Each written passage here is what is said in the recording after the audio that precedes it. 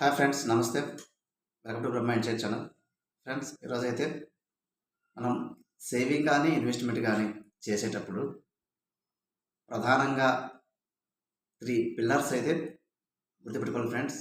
Okay, pillars అంటే ఏదైనా మనకి ఒక బిల్డింగ్కి స్ట్రాంగ్ పిల్లర్స్ ఎంత ప్రాముఖ్యత ఉంటుందో సేవింగ్ ఆర్ ఇన్వెస్ట్మెంట్లో కూడా ప్రధానంగా ఒక 3 పిల్లర్స్ అయితే చాలా important. National centre for financial education NCFE rule ప్రకారం ఖచ్చితంగా ఈ 3 పిల్లర్స్ ఎవరైతే సేవింగ్లో కానీ ఇన్వెస్ట్మెంట్లో కానీ మెయింటైన్ చేస్తుంటారో ఖచ్చితంగా వాళ్ళకి మనీ పరంగా లాస్ అయితే ఉండదు ఫ్రెండ్స్, ఖచ్చితంగా గెయిన్ అవుతారు. సో ఇక 3 పిల్లర్స్ అనేటివి ఏంటివి? మనం ఎంత చిన్న పొదుపు కానీ ఇన్వెస్ట్మెంట్ కానీ పెట్టుబడి మనం మొదలు పెట్టాలనుకున్నా కూడా ఈ యొక్క 3 పిల్లర్స్ అయితే ఖచ్చితంగా అవసరం. సో వీడియో ఎండ్ వరకు చూడండి. ఇది చాలా నాలెడ్జ్ అయితే మీకు వస్తుంది ఫ్రెండ్స్.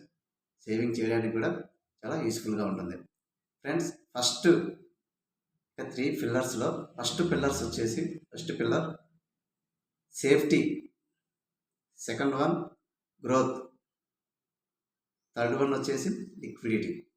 సేఫ్టీ, గ్రోత్, లిక్విడిటీ అంటే మనం ఇన్వెస్ట్మెంట్ కానీ ఒక పొదుపు కానీ ఏదైనా చేసే క్రమంలో ఈ యొక్క 3 పిల్లర్స్ అనేది మనకి అప్లికబుల్గా ఉన్నాయా లేదా అని ఆలోచించాలి ఫ్రెండ్స్. సో ఎందుకంటే ఈ యొక్క 3 పిల్లర్స్ అనేటివి ఉన్నట్లయితే ఖచ్చితంగా మనకి మనీ అయితే నష్టపోవడం జరగదు, మనీ గెయిన్ కావడం జరుగుతుంది. సో ప్రధానంగా సేఫ్టీ అంటే మనం పెట్టే ఇన్వెస్ట్మెంట్ సేఫ్టీగా ఉండాలి. అంటే ఎటువంటి పరిస్థితుల్లో అది కొలాప్స్ అయి పోకూడదు.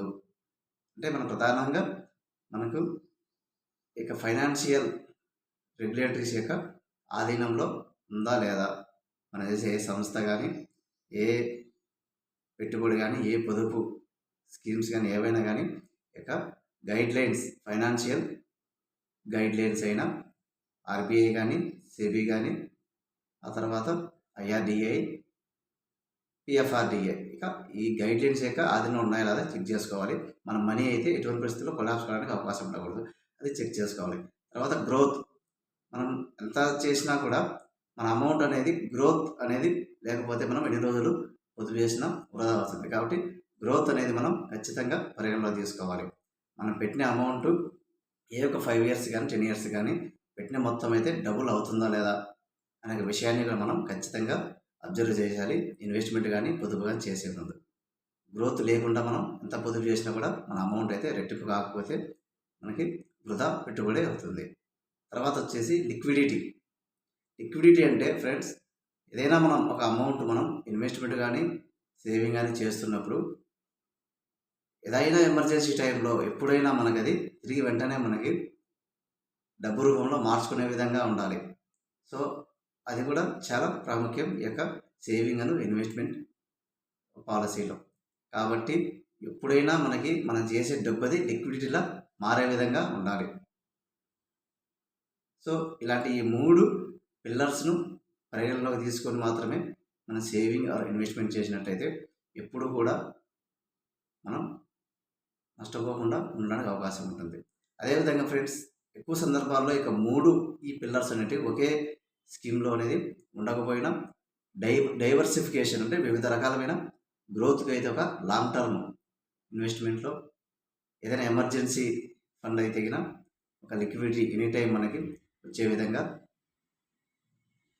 అదేవిధంగా సేఫ్టీ, మనకి మనీ అంటే తక్కువ రాబడి ఉన్నా కూడా మన మనీకి అయితే సేఫ్టీ విధంగా ఉండే విధంగా చూసుకోవాలి. అదేవిధంగా ఎక్కువ రాబడి ఆశించినట్టయితే ఖచ్చితంగా రిస్క్ అనేది ఉంటుంది ఫ్రెండ్స్. సో ఇక ఇన్వెస్ట్మెంట్లో మనం ఎక్కువ రాబడి ఆశించినట్టయితే రిస్క్ అనేది ఒకటి ఉంటుంది, అది కూడా పరిగణలోకి తీసుకోవాలి. మనం రిస్క్ను ఫేస్ చేసే విధంగా ఉన్నప్పుడే హై రిటర్న్స్ అయితే రావడానికి అవకాశం ఉంటుంది.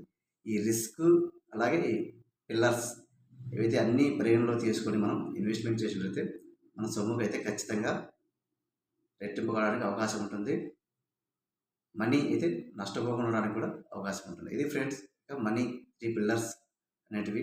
సో ఈ వీడియో నచ్చితే లైక్ చేయండి, అలాగే మీ ఫ్రెండ్స్ అండ్ ఫ్యామిలీకి షేర్ చేయండి ఫ్రెండ్స్. అదేవిధంగా మన ఛానల్లో మరిన్ని వీడియోస్ కోసం మన ఛానల్ సబ్స్క్రైబ్ చేసుకోండి. నోటిఫికేషన్ రూపంలో మొదటగా మీకే రావడం జరుగుతుంది. Thank you friends, thank you for watching.